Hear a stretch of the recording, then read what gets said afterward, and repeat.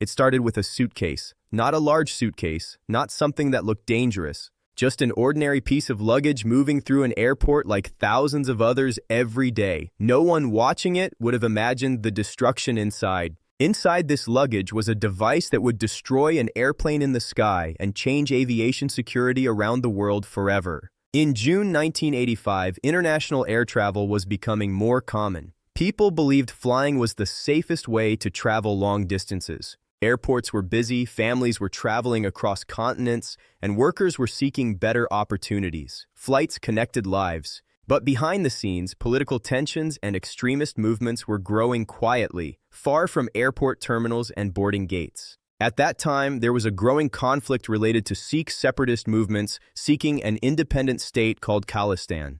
Most people had never heard of this movement, but a small group of extremists believed violence would bring attention to their cause. They believed fear would make governments listen. They believed one massive attack would change everything. They began planning quietly. The plan was not simple. It required patience, timing, and coordination across countries. They knew they couldn't just board with a bomb. Airport security was not as strict then. They planned something dangerous, a bomb in luggage that would be loaded without the passenger. This was a huge security loophole. Airports allowed luggage to be transferred even if the passenger did not board the aircraft. No one imagined someone would exploit this system to destroy an airplane.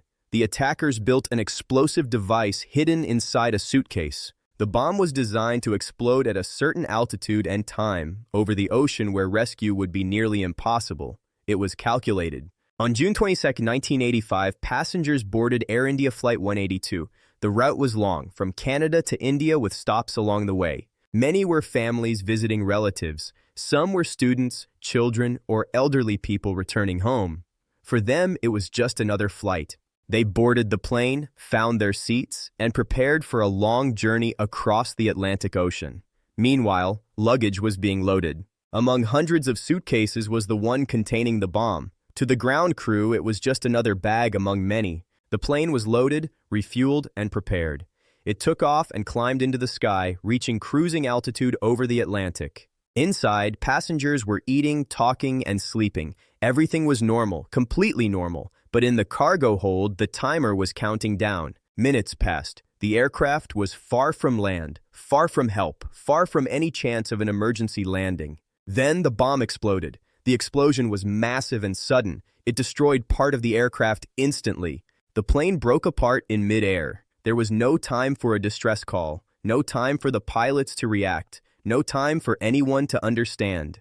The aircraft disappeared from radar. Air traffic controllers tried to contact the plane but received no response. Silence. At first they thought it might be a radio failure, but as minutes passed, concern turned into fear. Aircraft do not simply disappear. Search and rescue operations began quickly. Ships and aircraft were sent to the last known location over the Atlantic near Ireland.